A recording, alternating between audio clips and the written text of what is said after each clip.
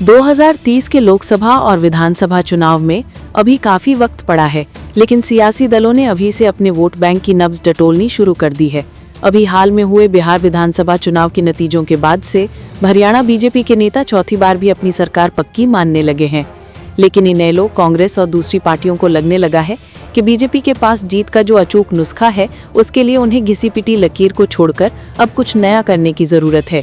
हरियाणा में 2024 के विधानसभा चुनाव में मिली अप्रत्याशित हार के बाद उसके पारंपरिक जाट वोट बैंक में कुछ हलचल की आहट सुनाई देने लगी है, जिसे उसके नेताओं को गंभीरता से लेना चाहिए।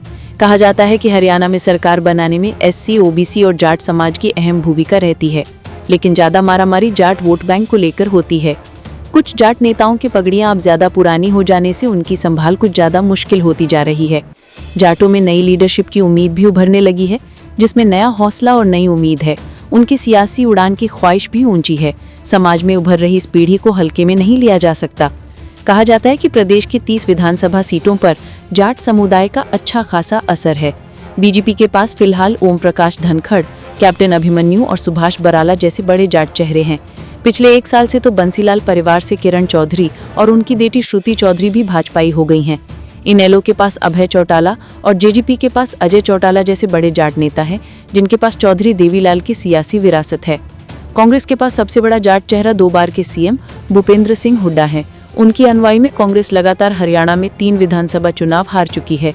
इन सब के बावजूद भी कांग्रेस में उनका विकल्प दिखाई नहीं दे रहा है। कांग्रेस के 37 में से ज्यादातर विधायक हुड्डा समर्थक माने जाते हैं। कांग्रेस के पास बीरेंद्र सिंह और रणदीप सुरजेवाला जैसे भी बड़े जाट नेता हैं।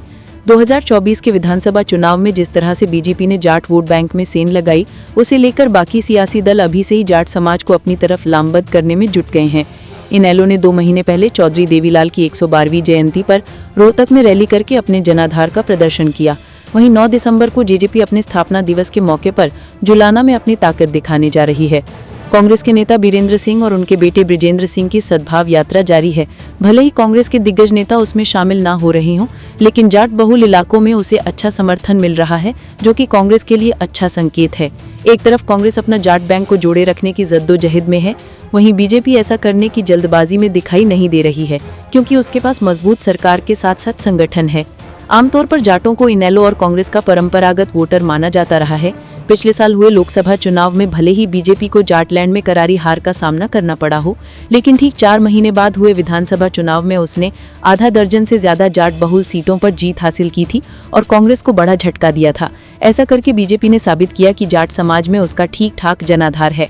पिछले विधानसभा चुनाव में 2 सीटों तक सिमटने वाली इनेलो में फिर से रौनक बढ़ने लगी है। संपत सिंह के साथ साथ कई बड़े नेता उसमें शामिल हुए हैं, जिसके चलते कहा जा रहा है कि आने वाले वक्त में जाटों का इनेलो की तरफ रुख कर सकते हैं। अब देखना दिलचस्प होगा कि कांग्रेस की ये कोशिश कितना रंग लाती है और इनेलो अपने पुराने वोट बैंक को कितना अपने साथ जोड़ पाती है।